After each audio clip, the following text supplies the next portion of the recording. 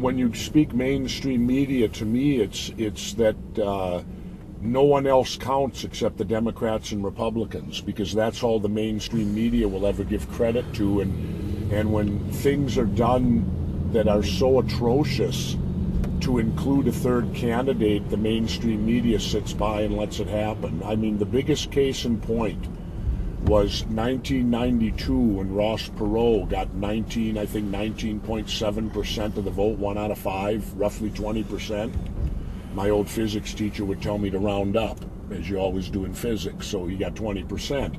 Well, what happened then, and the mainstream media never even covered it. They didn't even expose what went on in our country. Perot scared the status quo so badly in that election that all the way up until that point, all the debates, presidential debates, had fallen under the National League of Women Voters, which you can argue is essentially a fairly neutral group. They have conservative women, liberal women, independent women, whatever it might be. They were in charge. Yeah. Well, what happened then, because Perot scared them so bad in 92, our illustrious Congress, who I might add is made up of pretty well all Democrats and Republicans and the status quo, well, they took the debates away from the National League of Women.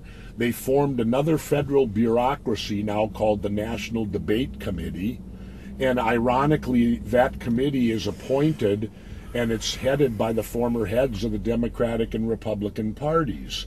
So now everything, all debates are channeled through this National Debate Committee, and they can make up the rules as they go. Now they determine who gets to debate and who doesn't. They make that decision. This body of people that is not elected, it's corporate.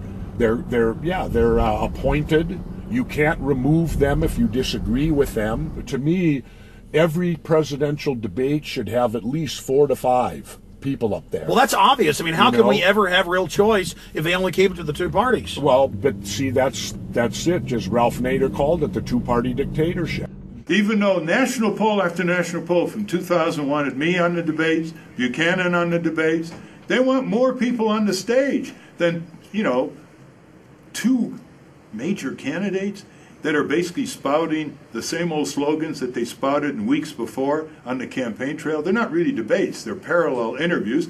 And the Debate Commission is a private company created 21 years ago to get rid of the League of Women Voters, which sponsored debates, controlled by the Republican Democratic Party. To this day, they pick the format of the debate, they pick the reporters who will ask the questions. So you're saying it's a rigged game? Yeah, it's rigged for the two-party system. No one else is let in.